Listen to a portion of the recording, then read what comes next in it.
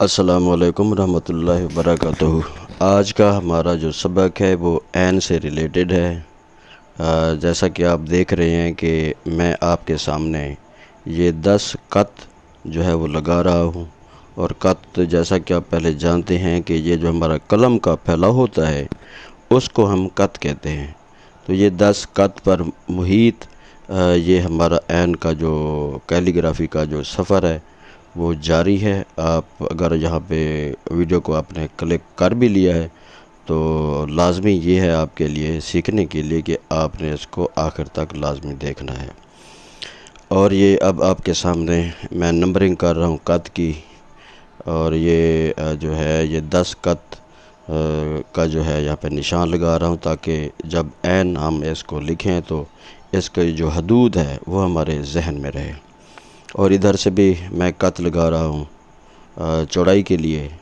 और चौड़ाई के लिए ये है कि जो ऐन की जो गुलाई है पहला हिस्सा है वो 3 कत पे होता है। और उसका जो दूसरा चांद वाला हिस्सा है वो 1.5 कत आगे तक जाता है, यानी 3 और 1.5 4.5 कत हो गए। और फिर इसके अलावा ये है कि 4.5 कत में 2 कत और शामिल कर लें तो 6.5 कत की चौड़ाई पर ये ऐन होती है। तो अब आपके सामने मैं इसकी भी नंबरिंग कर रहा हूँ। हमारे पास 3 कलर मौजूद हैं, नीला भी है, रेड भी है और एक और खाक कस्तरी रंग जिसको कहते हैं वो भी मौजूद है। तो ये जब भी आप ऐन लिखने लगें तो आपके जहन में औज़ान होने चाहिए, ना कि आपके कागज़ पर, क्योंकि सबसे बेहतरीन हिकमत अमली हमारे जहन में होती है और हमारा जहन ही सारे वज़न बनाता है। बस एक दफ़ा आप अपने कलम का वज़न जो है वो कर लें, फिर आप इसका अंदाज़े के साथ आप इसको लिखते रहें। मैं भी आपके सामने जो पहला ऐन है वो बिल्कुल एक कत पर मुहित जो इसकी हदूद व क़यूद हैं उसके मुताबिक मैं लिखूँगा। और बाकी जो प्रैक्टिस है वो अंदाज़े के साथ मैं आप ही के सामने करूँगा। तो ये जब एक अंदाज़ा हमारे जहन में हो जाता है तो फिर इसकी बार बार मश्क करने से वो जो हमारा वज़न है जहन में वो मुस्तहकम हो जाते हैं, वो हमारे वज़न पुख्ता हो जाते हैं। और फिर हम कलम की चौड़ाई को देखते हुए हम ख़ुद ही वो सारे वज़न बनाकर हम इसको लिखते हैं। फिर हमारी लिखाई में निखार आता है और हमारी लिखाई में खूबसूरती पैदा होती है। तो ये 3 कत जो है मैंने यहाँ पे रखे हैं। ये ऐन के जो पहला हिस्सा है उसके लिए हैं और बाकी जो चांद वाला हिस्सा होगा वो 1.5 कत और जो है हम इससे आगे जो है ना वो ले जाएंगे। तो ये हमारा जो वो स्टार्टिंग पॉइंट होगा, ये देखें मैंने 1.5 कत और भी यहाँ पे मैंने वो आपके सामने डाला है। 3.5 वो हो गए और 1.5 कत ये हो गया। तो यहाँ पर भी वो 3 कत हैं हमारे। 3 कत किस लिए कि पहला जो हमारा कत होगा वो तो उसमें ऐन का जो पहला हिस्सा है वो उसका कत आएगा, बाकी जो 2 हैं वो फ्री होंगे। और जो हमारा ऐन की जो पहला वो चूंच बनेगी उसके लिए हम 1 खत जो है वो कत वो छोड़ेंगे। जब आपके सामने मैं खाका बना रहा हूँ कि हमने करना क्या है, और कच्ची पेंसिल के साथ ये मैं सारा कर रहा हूँ ताकि आपके जहन में ये सारे जो वज़न है वो मुकम्मल हो जाएं। ठीक है, तो अब आप इसको देख सकते हैं कि कैसे ये हम इसको एक अंदाज़े के तौर पे हम इसको कर रहे हैं। अंदाज़ा नहीं बल्कि इसकी हदूद में हम इसको कर रहे हैं। तो अब जो है वो इसके सामने बाकी जो इसका निचला हिस्सा है वो मैं बना रहा हूँ। फिर इसको कलम के साथ हम इसको वो ठीक करेंगे। बाकी अब घबराना नहीं, ये हम साथ साथ मौजूद हैं। और इसको ये देखें जी, ये हमारा ऐन का जो सफ़र है वो जारी है। अब इसको वो बिल्कुल उसके साथ मैं कर रहा हूँ, लिख रहा हूँ स्याही के साथ।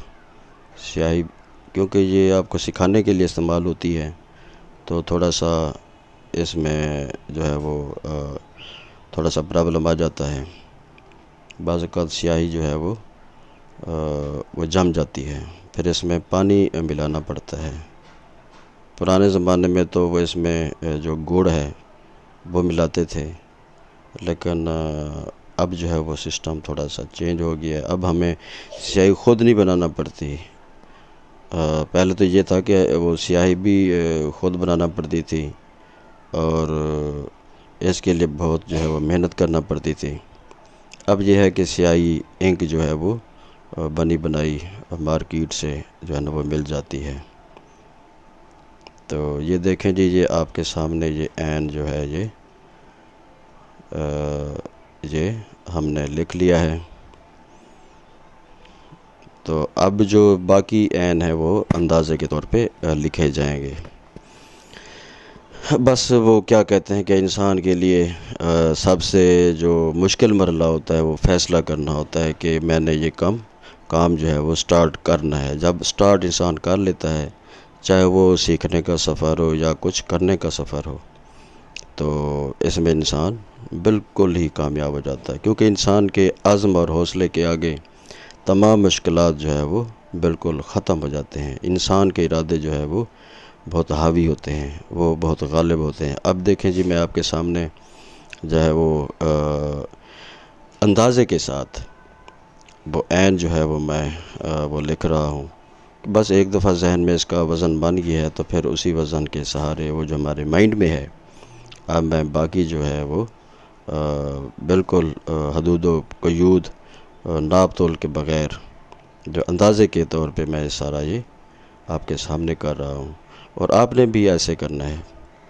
आपने भी बस एक दफ़ा प्रैक्टिस कर ली और अंदाज़ा आपको हो गया, फिर इसकी बार बार आप जो है वो मश्क करते रहें, तो इंशाअल्लाह ताला आप कामयाब हो जाएंगे। देखें जी, आपके सामने दूसरा ऐन बग़ैर किसी नाप तोल के, बस वो जो जहन में अंदाज़ा था उससे मैंने लिख लिया है। और एक और ऐन जो है वो भी मैं लिखने लगा हूँ, ताकि ये हमारा जो सीखने का सफ़र है वो जारी और सारी रहे। तो आप देखें जी, ये ऐन का पहला हिस्सा जो है वो मैं आपके सामने वो लिख रहा हूँ। अब आगे जो है ये देखें, बिल्कुल क्योंकि एक वज़न तो है और नाप तोल पहले हमारे माइंड पे भी है और यहाँ पर भी दी गई है। बस उसी के सहारे ये सारा हम इसको बाकी मुकम्मल करेंगे। तो ये मुश्किल बिल्कुल नहीं है। बस ये माइंड में जो है ना वो एक क्या कहते हैं खाका मौजूद होना ज़रूरी है। जब आपके माइंड में कोई खाका होता है, तो फिर आप उसको अमली जो पिक्चर है वो ख़ुद आप सफ़े करतास पे उसको दे डालते हैं। तो ये आपके सामने ये सारा हो गया। चलें जी, खुदा हाफ़िज़, अल्लाह की अमान में रहें, जहाँ रहें खुश रहें।